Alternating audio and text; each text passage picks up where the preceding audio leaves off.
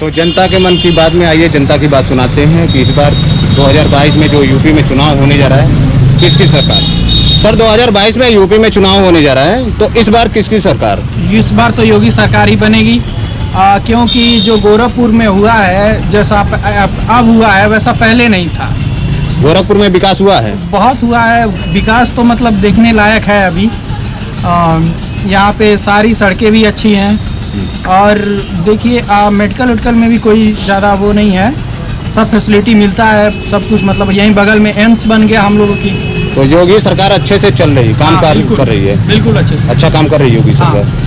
ये बताइए कि यूपी में गुंडागर्दी कम हुई है कि नहीं हुई है। हुई है, बहुत कम हुई है। आप मानते हैं यूपी में गुंडागर्दी कम हुई है। गुंडागर्दी तो कम हुई है। आप सर एकदम कम से कम 100 में 60% गुंडागर्दी खत्म हो चुकी है। तो इस बार आप किसको समर्थन कर रहे हैं। योगी आदित्यनाथ जी को, योगी जी की सरकार चाहते जी हैं। एकदम। आप सर अपनी राय दे दीजिए। सर बिल्कुल 100% सत्य है कि गोरखपुर के विकास के मद्देनजर योगी सरकार ही बेहतर है। तो जनता के मन की बात में आप लोगों ने सुना कि इस बार फिर योगी सरकार।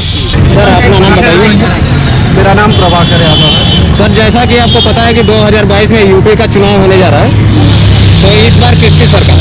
उत्तर प्रदेश की जनता, गोरखपुर की जनता, पूरे देश की जनता, युवा बेरोजगार है, सारे लोग परिवर्तन मांग रहे हैं। इस बार उत्तर प्रदेश में विकास पुरुष श्री अखिलेश यादव की सरकार बनेगी। अखिलेश यादव जी की सरकार क्यों चाहते हैं। अखिलेश यादव की सरकार इसलिए चाहते हैं कि अखिलेश यादव ने रोजगार दिया है, अगर रोजगार नहीं दे पाया तो बेरोजगारी भत्ता दिया है, और आज के सरकार में ना रोजगार मिल रहा है ना बेरोजगारी भत्ता मिल रहा है। लोकतंत्र की खत्म करने की साजिश चल रही है, इसलिए हम लोग परिवर्तन चाहते हैं। आप सब आप क्या राय।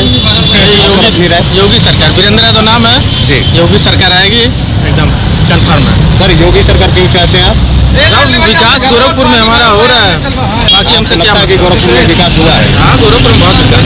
अच्छा ये बताइए यूपी में इस समय गुंडागर्दी कम हुई है। बहुत कम हुई है, एकदम नाव के बराबर हुई है। बहुत बहुत धन्यवाद न्यूज इंडिया से बात करने के लिए।